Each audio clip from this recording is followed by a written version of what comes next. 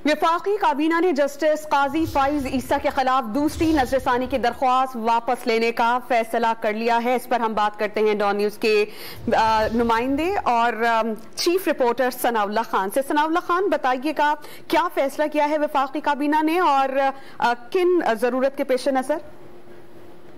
देखिए, ये आज जो काबीना का इजलास था वो सारा का सारा आज अदालती मामलात और गुज़श्ता रोज जो कुछ सुप्रीम कोर्ट ने डिसीजन दिया था उसके बाद का एक रिएक्शन इसको नजर आ रहा है। और आज जस्टिस फाइज ईसा के खिलाफ जो आपको याद है कि एक रेफरेंस था और एक पिटीशन थी सुप्रीम कोर्ट में, उस पर आज तफसीली बातचीत हुई है और काबीना डिवीजन को भी बुलाया गया था और उनसे रिकॉर्ड मांगा गया था इस हवाले से कि फाइज ईसा और उनके खानदान के खिलाफ जो जो इकदाम किए गए उसका रिकॉर्ड कैबिनेट के मिनट्स वो दिखाए जाए। लेकिन दिलचस्प बात यह है कि वजीर दाखिला राना सनाउल्लाह के मुताबिक कोई रिकॉर्ड काबीना डिवीजन के पास नहीं है, ना ही कैबिनेट के मिनट्स में कहीं जिक्र है।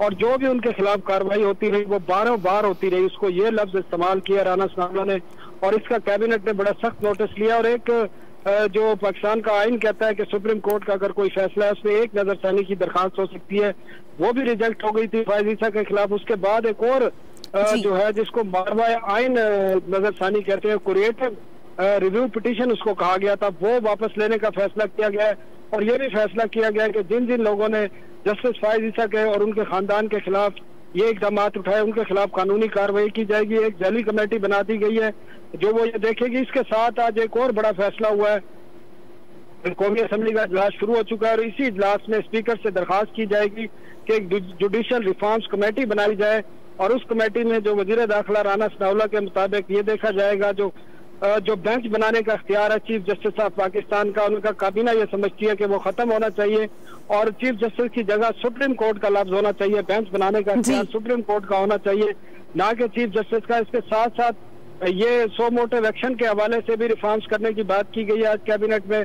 और पब्लिक अकाउंट्स कमेटी और स्टैंडिंग कमेटियों के जो इख्तियारात हैं वो अदलिया अगर उसमें कोई स्टे ऑर्डर जारी करती है या सो मोटिव का मामला है उस पर भी रिव्यू करने के हवाले से ये जुडिशियल जो कमेटी बनेगी पार्लियामेंट की वो इस पर रिव्यू करेगी और कानून साजी करेगी। इसके साथ आज कैबिनेट जो राना सनाउल्लाह ने बताया, वजीर दाखिला ने गवर्नर राज के हवाले से पंजाब में उनका वजीर आजम का इख्तियार है मुकम्मल, वो जब चाहें और वजूहात की बिना पर गवर्नर राज लगा सकते हैं और सदर 10 दिन अगर उस पर अमल नहीं करते तो 10 दिन के बाद वो ऑटोमेटिक वो उस पर अमल दरामद हो सकता है अगर प्राइम मिनिस्टर एडवाइस को। बहुत शुक्रिया सनाउल्लाह खान, आपने अपडेट किया।